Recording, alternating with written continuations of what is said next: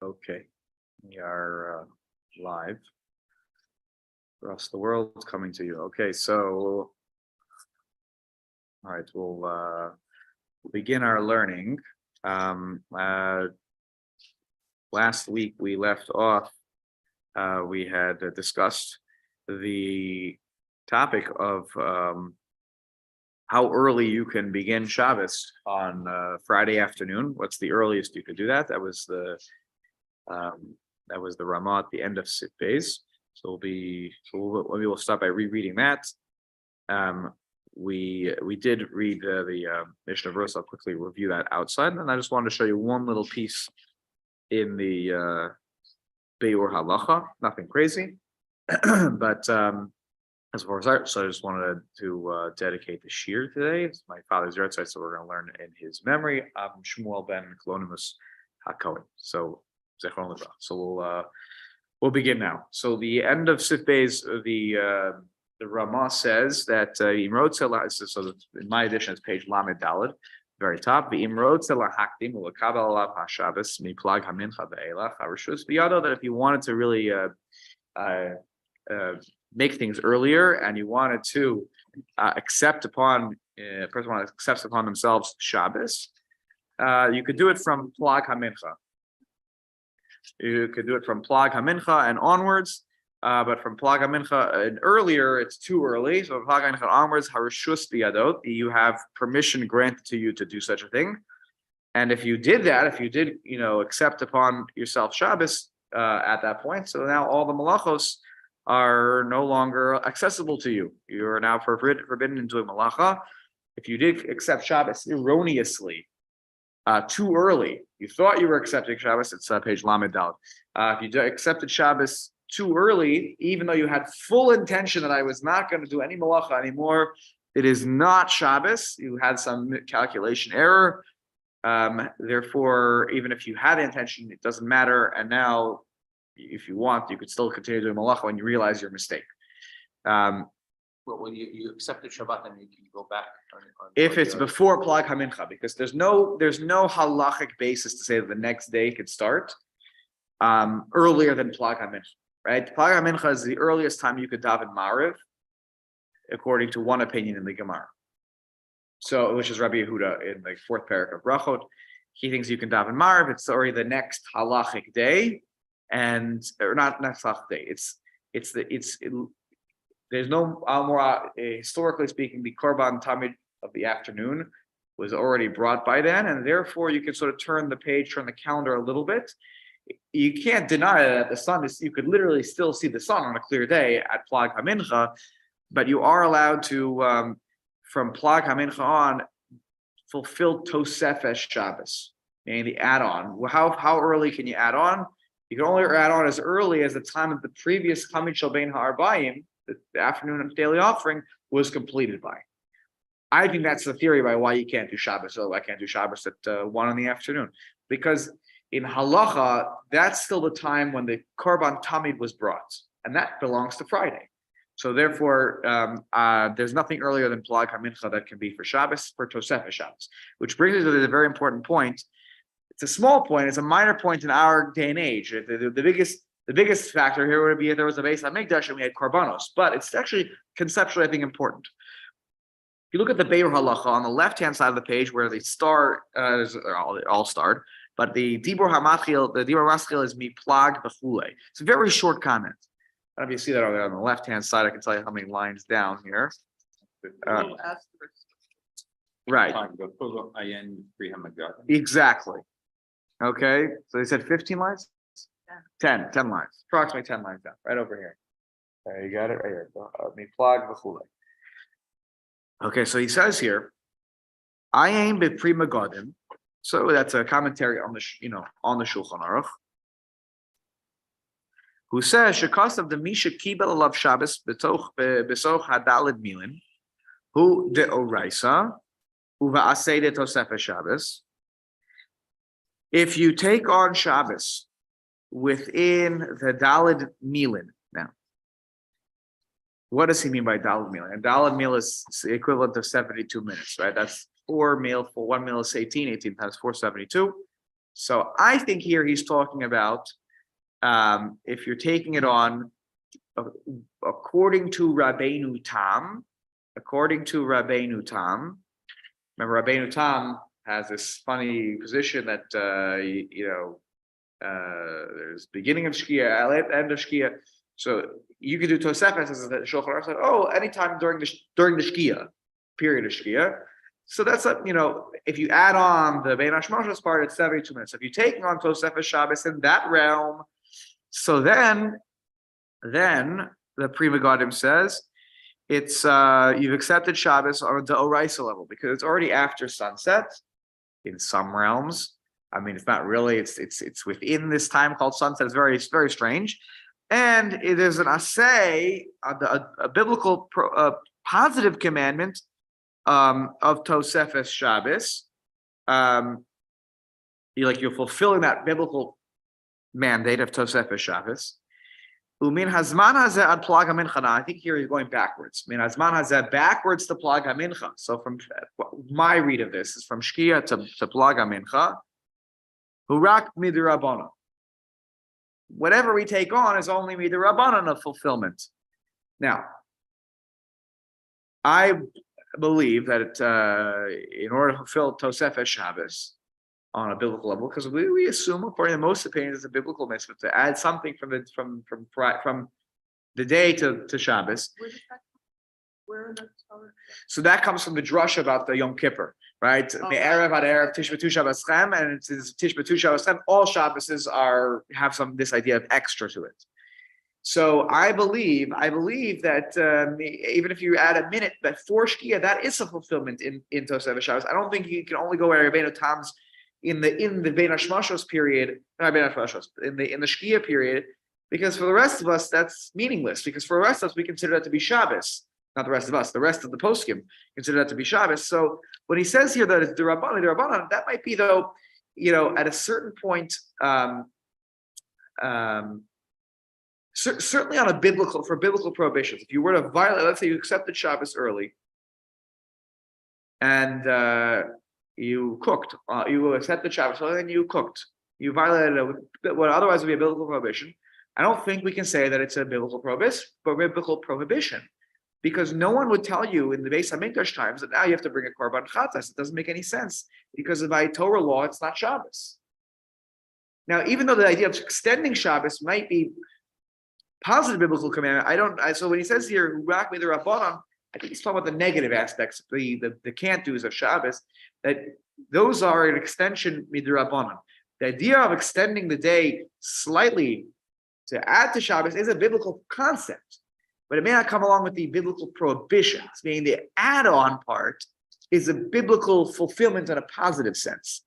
I don't know if that makes sense. I'm splitting hairs here. I'm saying that on a positive, I'm fulfilling the mitzvah of Tosefes Shabbos, but on the flip side, the negatives, the can't do's of Shabbos, the losas says, if I violate one of them during the plag, from plag till Shkia, for example, I mean, is it really the next day? If you look up in the sky, the answer is it's not really. So how can you hold me accountable on a biblical level to bring a korban chatas if I were to sin during that period? I got a quizzical look over here. I think Lloyd's also got a jump on me over here. Yeah, go ahead. This does not apply in our day and age. Yeah, right. Exactly. It's not going yeah. But moving with that, it almost seems as though, and I'm not certain, so that's why I'm having that odd look on my face. Yes.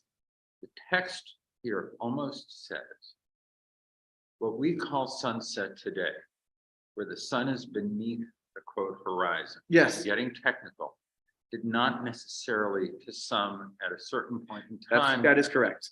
Rabbeinu Tam.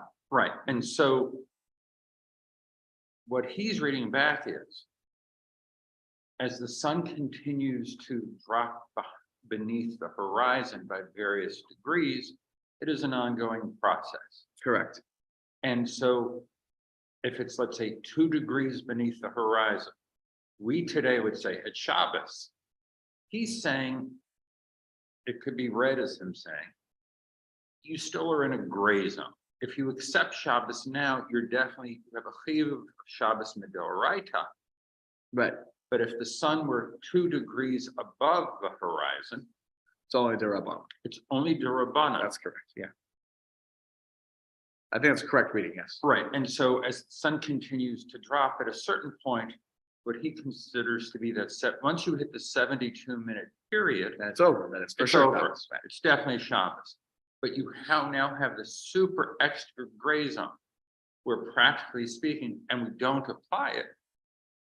If you're home 10 minutes late from work, Hashkia, you still have, I mean, According to this opinion. according to right, this opinion, Yes, you still have latitude. right? That is correct. Right. And so now when you start having the practice that says, Rabbeinu Tam says, people wait 72 minutes after Shkia to end Shabbos. Right. In its own way, it has now become its own version of a super chumrah. Because sure. that was attached to 72 minutes was also attached On to the- that on the front gray- end. on the front end. That's right. Yeah, we've definitely touched on that in the sense that the idea of Rabbeinu Tam is first of all, so we read last week or 2 weeks ago, literally every other Rishon and Achron lines up against him, with the funny exception of the Shulchan Aruch. Everybody else is against him though. Rabbeinu Tam's approach. And it's not so not so clear that Rabbeinu Tam held Rabbeinu Tam. That's that point. But yes, it's the idea of Rabbeinu Tam on the back end of Shabbos is, I don't want to say it's hypocritical. I'm not here to say people who hold Rabbeinu Tam are being hypocritical. But it's the idea is on the front end, no one in their right mind who holds Rabbeinu Tam, no one in their right mind would ever think of relying on Rabbeinu Tam. Except You just want to cover your bases. That's why they do that. They want to fulfill all the chumras on both sides. except in one area where you end up having, it's not Scarsdale, it's not New Rochelle. You go to the northern areas of the world. Also, but it's more along the lines of some of the Hasidic minyan, Right. where you They're look at your davening after watch, Shkia. you're going, it's after sunset, and it's like, it's not a matter of sunset, It's not even close. it's after Shkia, and we define in this instance Shkia according to Rabbeinu Tam. Right. So as I think I mentioned a few weeks ago, I think that I wonder, I don't know the answer because I'm not so tightly involved in these communities, but I wonder if they are relying on Rabbeinu Tam's position when they are davening mincha clearly after the time that we would probably say you should daven mincha. Yes, I have that question in my head. I wonder if it's I wonder if that's where that all stems from. So that's a fair point. Okay, sorry, Hinda. You're good. So we're splitting hairs here. The bottom line today doesn't make a difference to us because once you say it's Shabbos, whether it's the rice, the Rabbanon, you keeping Shabbos because the Rabbanon's, it doesn't make a difference. The Rabbanon, the Raisa, I have to keep all of them. I'm a rabbinic Jew. So, okay. But anyways, I just wanted to point that out. Okay, let's go to Sif Gimel now. Sif Gimel up on top in the Shulchan Aruch, second line on the page. Misha, and this is a funny one. I sorry to say this is irrelevant in our day and age when we have the ability to know the times of everything in the sky to the second. Misha Eno Baki Bashir Zeh. If you're not such an expert on the time that Shkia, this and that, when are you supposed to light the candles, and you just don't. You have no sense of timing. So he says here, Yadlik be'od she'ashemesh berosh ha'ilanos. And this is, and I'm sorry to say, I don't understand how to resolve what we just read. He says here, you should light while the sun is still at the tops of the trees. It's like, okay, so it's getting lower, right? So you can see it just over the top of the trees. What's the problem? Someone pointed out to me, what's the problem? Might not be Shabbat. Well, it's earlier. You're right. So meaning the sun hasn't set, below the horizon yet. Clearly, how did the Shulchan Aruch paskin for? Shulchan Aruch paskin like Rabbeinu Tam. You have lots of time after the sun is set, and now he turns around and says light candles while the sun is still in the sky. I remember saying like, oh, he did say you could do Tosefes Shabbos, but now he doubles down. It's like almost like he has to have his cake and eat it too. Now he's saying, if you're not an expert, so light while there's still, some light above the trees, unless he's simply saying that since you don't know how to, understand this period when the sun goes away and when you still have time to, do things, better to light the candles before the sun sets. Is that what he's saying? And therefore don't mess with the whole situation. Maybe, but I'm pointing it out. I don't have a great answer to the question, but he's turning around here. Now he's saying light candles while the sun is still in the sky. Okay. If it is a cloudy day. So this is a practical question that Jews 100 years ago, 200 years ago, you didn't have a clock in your house. You didn't have, maybe they had watches. I acknowledge that watches did exist already at that point, if I'm not mistaken. What was that? They didn't have iPhones, that's for sure. But if it's a cloudy day and you're relying on the sky, how do you know when to light the candles? It's a fascinating question. How do you know? It's tricky. It's dark, but sometimes it could look 2:00 in the afternoon. You get some very dark, thick clouds. You don't know. So yadlik kishatarnik. So then, if you don't know, if it's a cloudy day, yadlik kishatarnik golin yoshvin al hakor mibojom. Animals have a very innate sense of what time of day it is. So if you don't know based on the sky, so light when the chickens are sitting on the beams. So I'm only thinking of when I went with my kids to, been a few years now, but when my kids, the oldest kids, and the two older ones were a little bit younger, we went to this place 30 minutes north of here in Katona. It's a Muscoot farm. Great place to take your kids. Okay, there's no charge, rather you can walk around the farm. So they have a real chicken coop there, like not like a petting zoo kind of chicken coop, like a real farm chicken coop. I was like, what is a Korah? I was thinking about it, I was like, oh, right, they had like, the chickens, when they come out of the coop, like they have like almost like a beam walkway, they can hang out over there. And a lot of these, there've been a few different farms, like they have like a beam, you kind of walk down to get out of the chicken coop. I don't know if that is referring to here, but when the chickens have a particular, they're like, I don't know, they're near their home, they're kind of done with the day. They're sitting on the Korah, they're on the beam. I don't know if that means inside, outside the coop, whatever it is. It was some sort of symbol here that it was getting to the end of the day. Chickens also know when it's sunset, so therefore follow the chickens. V'im hu basada, you're in the field, there are no chickens. Shein sham tarnagolim. So now you're stuck. No sun, no chickens. What do you do? So yadli kisha ha'orvim yoshvim mi be'od yom. Yes. The crows. Right, Or in the basically. tree. That's right. Or raven is a raven. Right. Yeah. It's one of those, The birds have Dark come colored birds home, of they're prey. done, for the day. The birds of prey, they're back and they're near their they nests. have, and the thing is, they frequently have bird song. That's how, at this time of year, you already know sunrise is later, because bird song comes later. Right. They're very connected to the sun. I'm not, by the way, I'm not even laughing at this because I think that this is they're probably accurate accurate understandings of these animals. I don't think they were basing this off of the thin air. Sometimes, there's a Talmudic medicine. This is probably their observations that every day the chickens, when it's, towards the end of the day, they do this, and the birds of prey, they're coming back and they're sitting in their trees and they're not flying around. My recommendation, look at the shul calendar. Look at the shul calendar. We solved this problem. You don't need to get the chickens. You don't need to get any look out for the birds of prey. You could just light with what we wrote in the shul calendar, and we got you covered. So okay, this is again not a practical topic in our day and age, but it's interesting what kind of system they had. At a certain And this time also path. appears elsewhere, I think, in Bracha. Which idea? The whole notion of cloudiness creating uncertainty. Correct. We're davening. Correct for davening. That's correct. Yes. Yes. Cloudiness it throws a wrench into. We'll talk more about this. Actually, what happens if you mistakenly actually light the candles?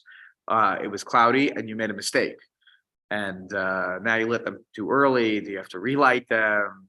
So we'll talk about that. That's in 2 simanim, I think, from now. I think Reish Samach Gimel talks about the more laws and detail of candle lighting. Took a look at the Chav Vav and Chav Zayin. Barosh Ha'ilanos, Mishnah Berurah writes, Barosh Hagagos Hakvoim. Let's say you're in a metropolitan city and you're looking to light the candles at the right time. So you have to look for where the sun is above the tall buildings in the city. I don't think we're talking about skyscrapers here. We're not talking about 100-story buildings, but above for a few stories. So if it's once it's at the top of the roof, time to light. Yom HaMe'unan Chav Zayin. Now this is fascinating. More Shaos Shaholech B'tov v'Yodei Al Yezeh Matai Huzman Hashkia Yachol Lismoch Alav.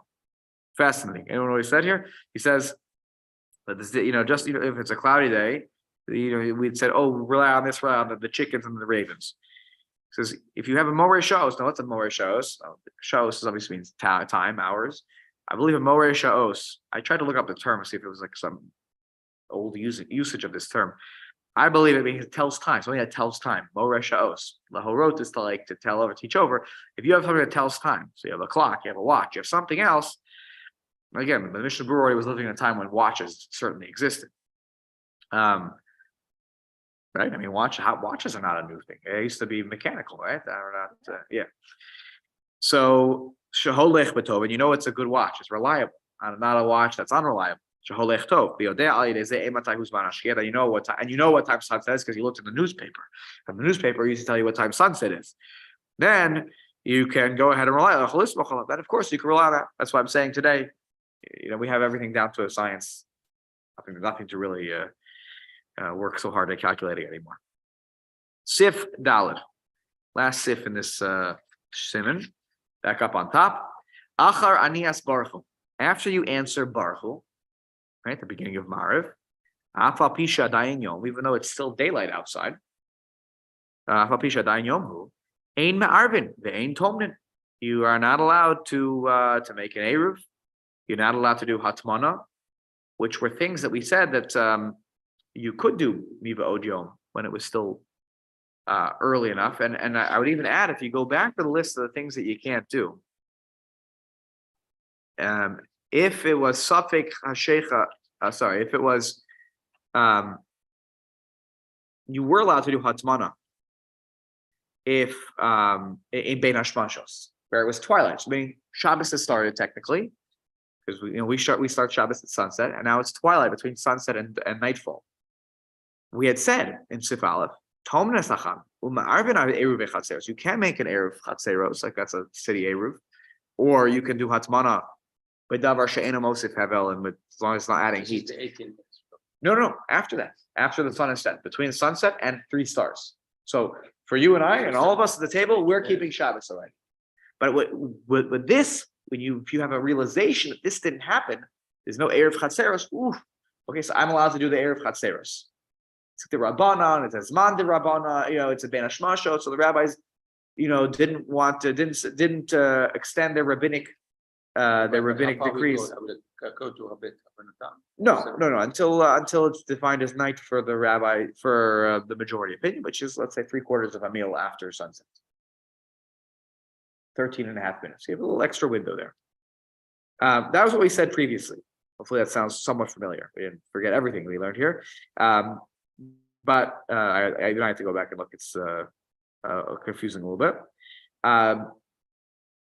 So you can make an Eruv Chatzeros. Now there, what we're talking about is not the building. This building could be a Dorai, so we're talking about making the Eruv Chatzeros with the bread, the matzah, whatever you use, the shared food. Now, look what he says here, though. To go back to Shulchan Aruch, he says here, Ein Ma'arvin ve'ein Tomnin. But wait a minute, it's still daylight out. Now you're getting more machmir. You're being more machmir, more stringent. If you accept Shabbos Baruch Hu, while there's still light outside, versus a situation where we said before, it's Sif Aleph, Bein Hashmashos, which is a later time, and I was allowed to make the Eruv Chatzeros, the matzah, Eruv matzahs, and I was allowed to do Hatmana B'davar she'ena mosif hevel. But you didn't accept Shabbat. By Baruch Hu, you accept Shabbat. Correct, but here it's after Shkia. When Shkia hits, unless you hold a Redu Tam, which nobody does, that means that Shabbos has started against my will. Right? Shabbos did start. The sun went below the horizon now. It is Shabbos. How can we have more stringent before Shabbos? So something has to be explained. The Mishnah Berurah is about to explain it. We'll read it in a second. But he says, "Ein ma'arvim ein tomen mishum dehu kible l'Shabbos haleh," because he has accepted Shabbos upon himself. Let's take a look at the Mishnah Berurah here before we finish up the Shulchan Aruch Yeah, line. but the point that we had before, that you could still make a roof and you can comment Chamin. It was a condition that you did not accept Shabbat. I mean, it's Ben Hashmashot. You didn't really say, you didn't go to shul. So I didn't go. So excellent. So the Mishnah Berurah is going to say, give an answer similar to what you just said. Take a look now. Chavchet, excellent. So Chavchet, Aniyat Baruch Hu, Mishum, he says, first of all, what's the difference? What's the whole thing with answering Baruch Hu? Mishum dehu aschalas tefillas arba shel Shabbos. It's the beginning of how do you start Shabbos with tefillah? When you say Baruch Hu, it's the beginning of Ma'ariv. Lekach hakol portion mi'azmi malacha. Therefore, at that time, everyone has to stop doing malacha. And by everyone, he means everyone in the city. We'll talk about that more when people get. That's the topic of getting schlepped along with the city.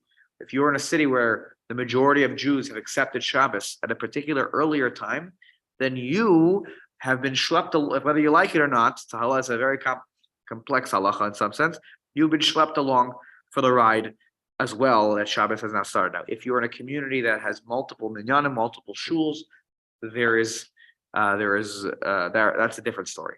But if kimat, it's one community, and basically the majority of that community has accepted Shabbos, in order for there to be consistency through the community gets schlepped along with the rest of with the kehillah. Is that akin to what happens with Jerusalem, that Jerusalem takes Shabbos early? Yeah. I believe. So I don't know the answer to that question. Meaning, obviously, the candle lighting there is much earlier. Right. Do all the shuls daven at that time? Like it's all like that's like every or are they daven around Shkia? And that's the one question. I mean, but I guess if look, I guess the truth is, if the city of Jerusalem, by and large, the population of the city of Jerusalem is taking it on Shabbos, at that point they're lighting candles. Like I'm saying, a majority, not just like a lot of people, but the majority, which I don't know how you determine that. Then there perhaps is a discussion to be had on that. Now everybody needs to accept Shabbos. Yeah, that's I don't know the answer. What practically happens in Jerusalem? I don't know. Anyone's spent Shabbos in Jerusalem here in this group? I think everyone has. Yeah. Well, no one knows. Well, we don't know the answer, right? I don't know. I'm not sure. I feel like if you're part of a shul community that does one thing, once you're part of a shul community that does one thing, and that might be a whole. That's the thing. That's why I'm saying exactly. I'll even read to you here. Actually, we'll get to it in a second. Well, because this is going to come up. This whole discussion is going to come up in more depth, actually, in this Mishnah Berurah. So, anyways, the Hut Kabish Kibel Alav Kedushas Shabbos Beferish. If you say Baruch Hu, it's like you accepted Shabbos explicitly. The holiness of Shabbos. And now you've accepted upon all the fences and all the fences Shagodru Chazal the Shabbos that the rabbis have built for Shabbos, meaning all of the Rabbanans come along with that too. Kigon Lichnos Lamerchatz Lahazia Be'alma. He gives examples. The funny thing is, we haven't learned these ones inside yet. We'll get to them when we get to them. But on Shabbos, there's a prohibition of going into a bathhouse. Not a bathroom, a bathhouse. Even if you're going just for a schwitz, you want to go to the sauna in the bathhouse. You're not turning on any of that. It's the steam that's already there from before. No deoraisa is being violated. You're not allowed to heat things up on Shabbos. That's definitely a problem. But if there's just steam in the sauna because the water had been heated up previously, and you're still not allowed to do it. And even to take a bath or a shower in hot water on Shabbos is not allowed. Well, but it was heated up before Shabbos. I heated up my bath before Shabbos. Forget shower. I filled up my tub with steaming, piping hot water. And now it's after Shkia. It's 20, 30 minutes after Shkia. I want to take my hot bath. You're not allowed to do that. Why not? It's an Issur Midrabanan, because you might end up heating up water. And even why can't you even go in the sauna? Can't even go in the sauna because there were people who used to. So that's why the whole Gzera was there in the first place. The rabbis caught people on Shabbos. This is in the Gemara. They caught people on Shabbos who said, "Oh, I'm just going to take a schwitz. I'm not bathing, right? I'm not heating up the hot water to take a shower or a bath." And they went in, they said, oh, we're just going to such nice and steamy in there.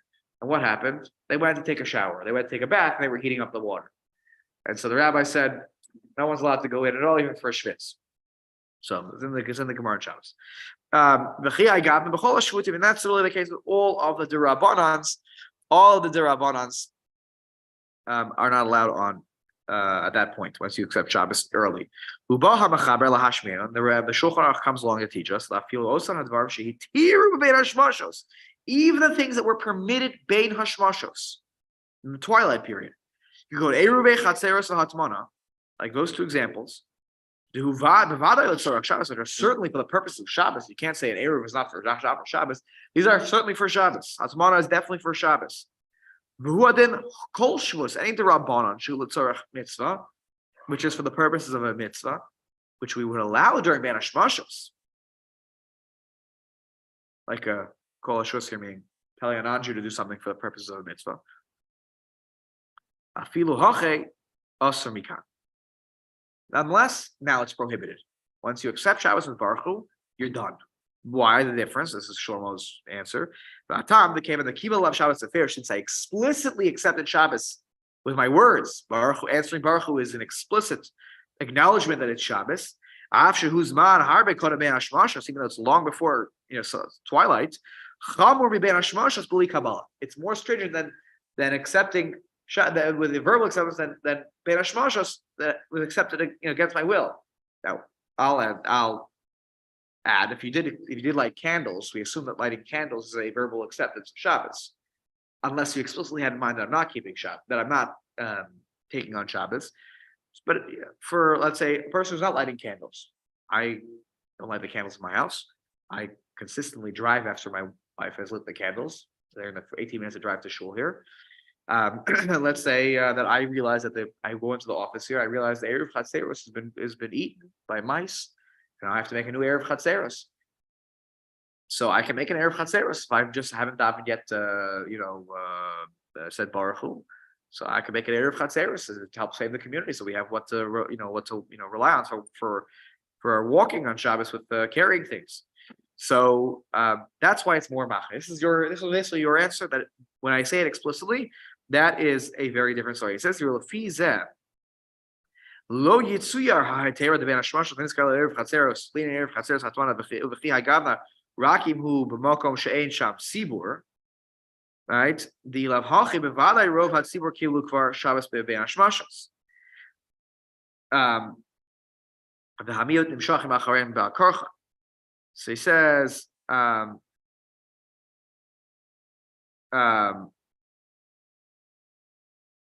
this is that heter in the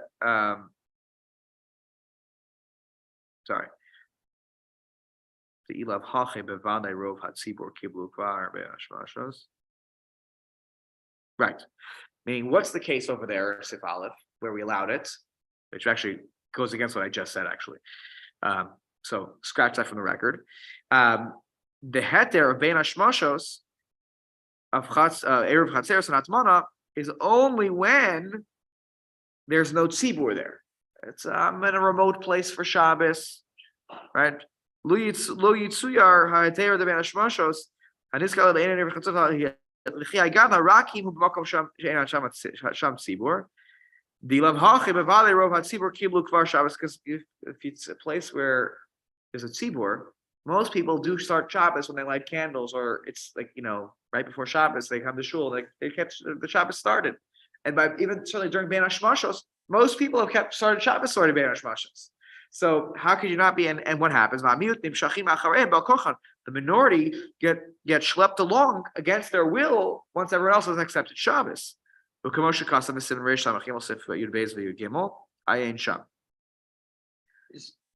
it has to be that a very, very limited case here.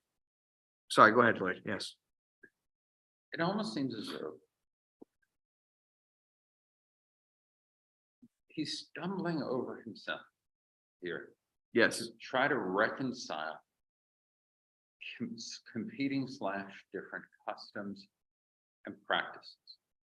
And there was an inexactitude, and there were contradictions. And now he's trying to come up with a way of reconciling. and it isn't, and it's not tight.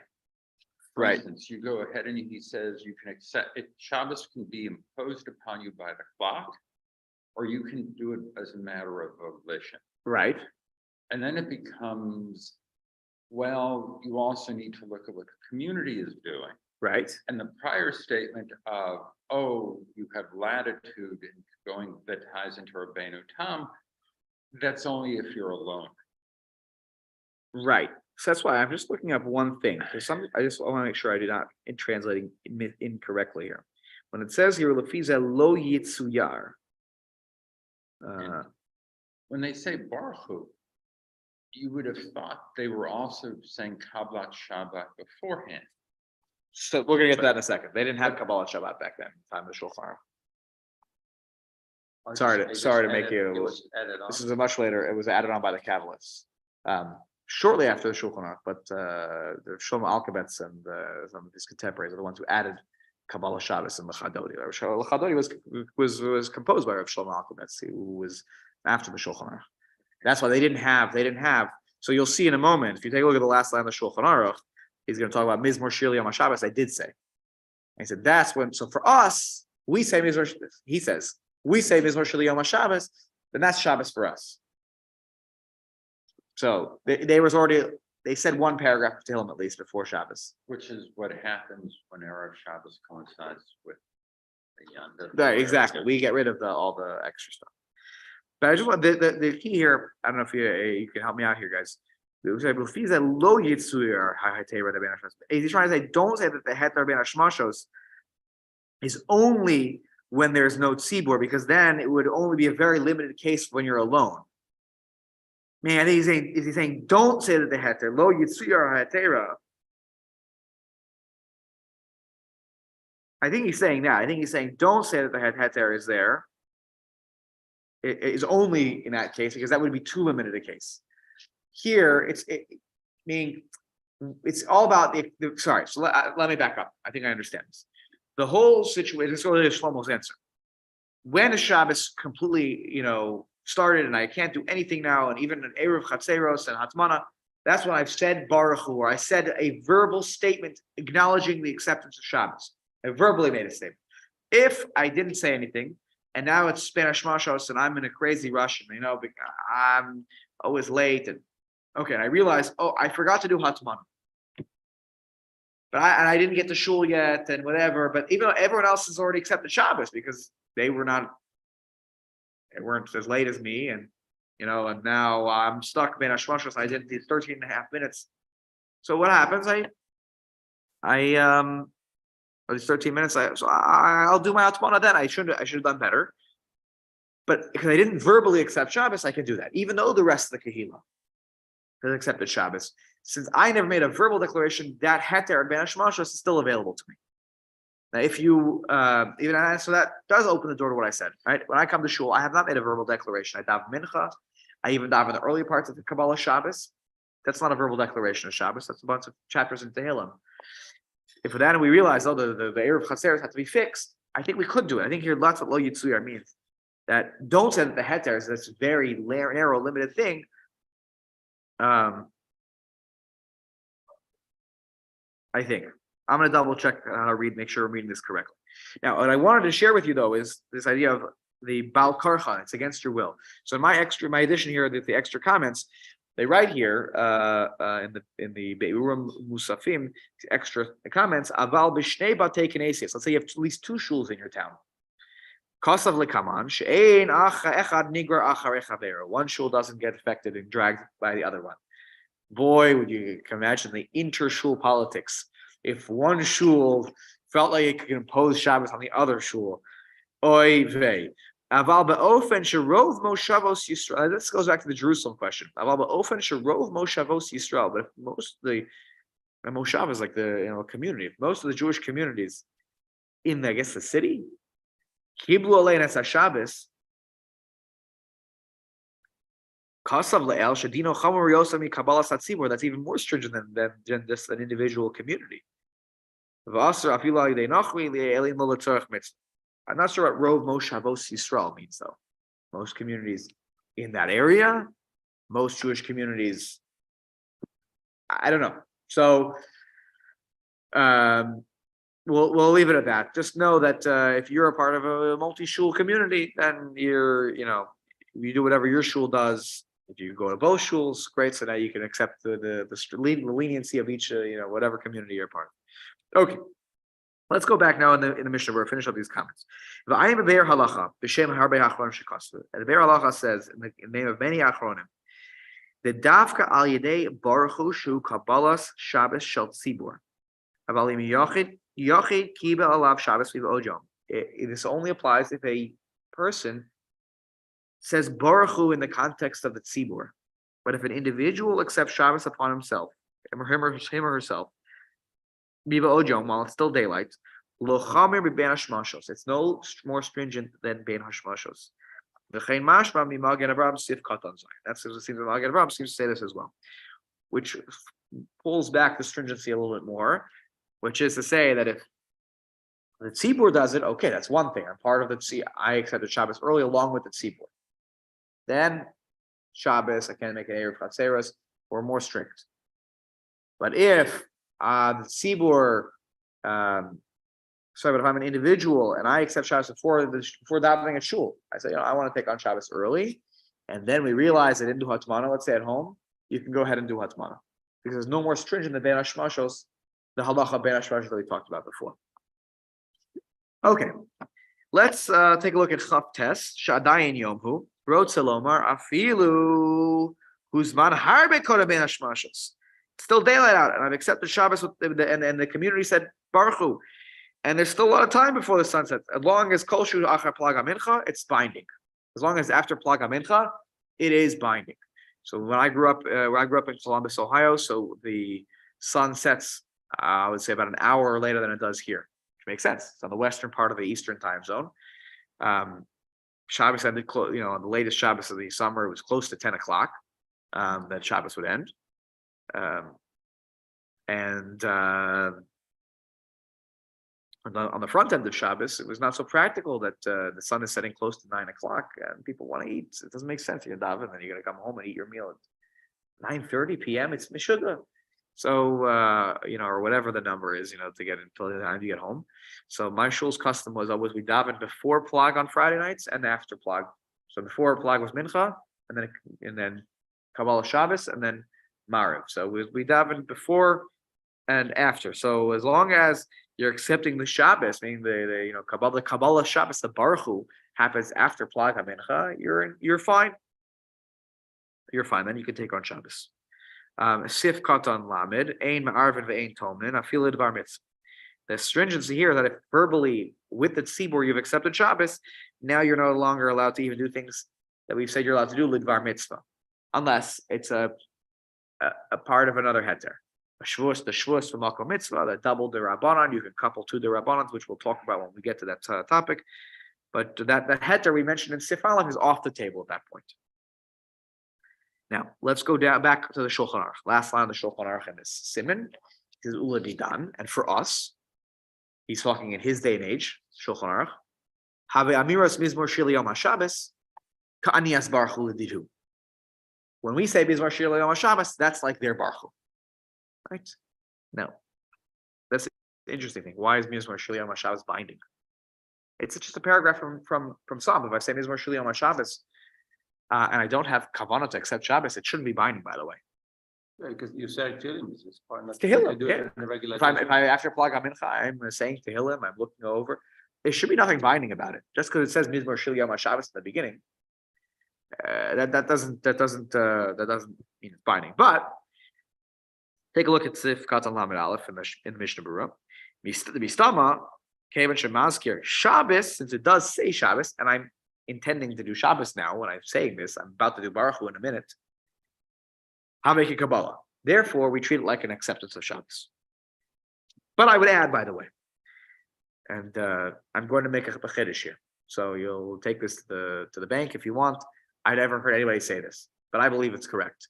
Which is that if you say in your head, if you accept in your head that I'm not accepting Shabbos when you say Mizmor Shil Yom HaShabbos, in shul may be problematic because everybody else is accepting Shabbos. But if you're davening on your own or whatever, and you say, I'm not accepting Shabbos when I say Mizmor Shil Yom HaShabbos, there's no reason that it should be binding.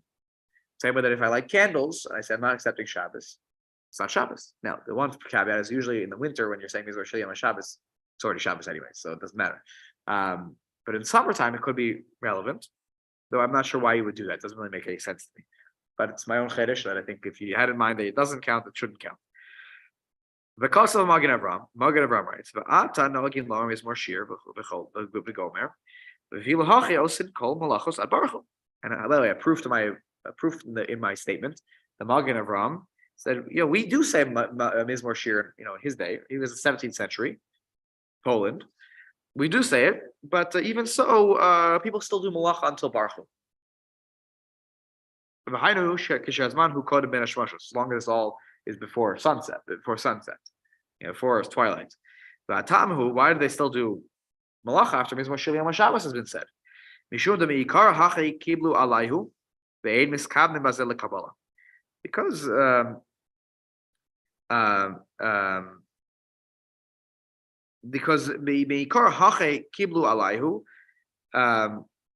because it used to be that the Baruch Hu was the time of acceptance. That's what they knew. That was what they in their minds. Baruch Hu is when you accept Shabbos. So therefore, when they said Mizmor Shel Yom Shabbos, they weren't thinking, I can't, do one last thing before Shabbos. Which, by the way, could have happened in a shul. By the way, how do they have lights in a shul back in the day?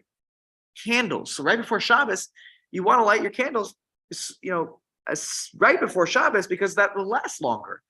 So I can imagine that maybe they pause at some point to light. The Shabbos is going around and he's lighting the look at the candles. They're saying Mizmor Shel Yom Shabbos after Mincha. He's still lighting the candles because they didn't have in mind that Shabbos is accepted until they say Baruch Hu. That was the moment. So that's my whole point. It's all about what's your kavanah when you say it. That was when Magen Avraham's time, and the Mishnah Berurah says now, in our area. Our minhag today is that when we say Mizmor Shel Yom Shabbos, everyone stops doing malacha. Okay. And then all the malachos are prohibited, even if there's still sunlight out. The Kosam is Sefer Derech Chochma. And the Sefer Derech Chochma writes, that